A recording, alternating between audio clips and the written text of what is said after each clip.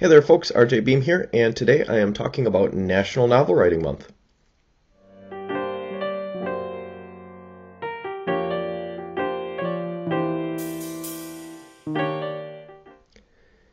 All right, so here we are in the first week of November, and for some of you who are not aware, November is considered National Novel Writing Month, or NaNoWriMo.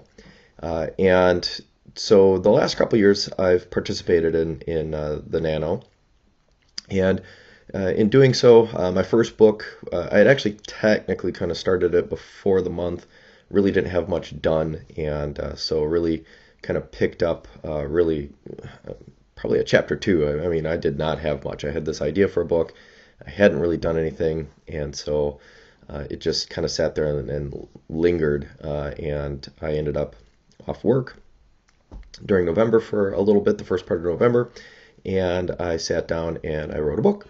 And then, that became Fire Cop, which is my first published novel. So the next year, I began writing another book at the beginning of Nano. I kind of thought, hey, this might have been good luck, and that eventually became my second novel, Cops and Stalkers. So last year, I began writing a book, and I didn't do so good. And by the end of the month, I've got a pretty good solid first draft, not a completed one. I had been challenged to write that one without an outline. A friend of mine had challenged me and said, don't use an outline, be a pantser for once. I did it. I still haven't finished it. I still don't know how to end it is actually some of my problem. I keep saying I should sit down and just write an outline and finish it.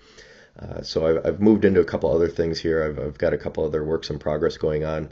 And I actually was not thinking about doing Nano this year. I thought, I've got a couple works in progress. I should finish some of the stuff I'm working on. But at the last second, there was this idea I've had for a future book. And really, as I was thinking about the book, it didn't fit in with the series I'm currently writing. And I suddenly had this realization, well, why not just write something that's not one of your series books? So I sat down, and Saturday afternoon I began putting together an outline, and by Sunday night I really had a pretty solid outline. And as I sit there and I think about this book, I started to actually get excited. This was a story that I realized I wanted to tell, and I thought would be a really neat one to tell. It has the potential here even of being a new series for me, and not that I want to be one of those authors who's constantly bouncing between a couple different series, but as I sit and think about the character I've developed and kind of the plot line here for the first book, I realized, well, actually there's something here that this character could continue on. So a little outside of my normal comfort zone, that's for sure. This one I've gone back to outlining, so I'm in my comfort zone there. But where it's getting a little out of my comfort zone is that, traditionally up until now, everything I've written has had the protagonist be a police officer, and it's been more of a traditional, procedural thriller kind of mystery. What I'm working on currently is a cozy. I know a lot of people don't like that term, but so it's a an amateur sleuth. It's a story of someone who is basically being not forced into an investigation, but the story surrounds a kidnapping. I guess there's no way to talk about it without talking about the plot a little bit. A little bit of an issue with the kidnapping, and a young lady realizes that her friend has gone missing and begins looking for her friend. Of course, some of the things that have happened around the kidnapping, lots of folks think, oh no, she's just not here right now. She's on vacation. She's on a trip.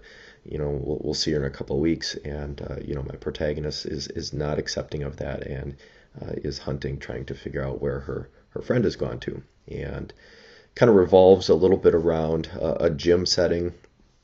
So these are folks who are friends, but not like a daily social friend. And this is where some of the issues with the protagonist come up, where it's like, it's not like it's her BFF, it's not her best friend in the whole world, who so it's not like if this missing girl went on vacation, it's not as if she would have told her BFF, and now her BFF is worried. It's just this casual friend, but yet they have a close enough bond where the protagonist realizes something's missing. So definitely really outside my normal realm. And as I'm getting into the story here, my outline's pretty good. I've got some great ideas for a few little twists and turns, and as I'm getting into the chapters here that I've gotten already finished, I'm pretty happy with where it's at. So I can't wait to finish the story, and hopefully I can't wait to get it out there so other people can read it. So how about you? Let me know in the comments below. Are you involved in Nano? Are you writing? Are you writing something outside your comfort zone, in your comfort zone? Are you using Nano as a challenge?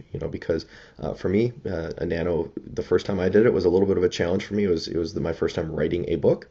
And then I've kind of used it as some challenges. Can I write a follow-up story to that book to make a series? Last year I tried to challenge myself by pantsing. Didn't work. And so now I'm challenging myself by going outside the comfort zone of the 2 books I've written that have been published with 2 other books that are pretty solid works in progress. Yeah, say what you want. I've got 3 works in progress, I guess. But I'm using Nano here as the challenge to write something outside my regular realm of my series. So if you have anything else you'd like to talk about as it relates to Nano, let me know in the comments. Otherwise, I will talk to you again later.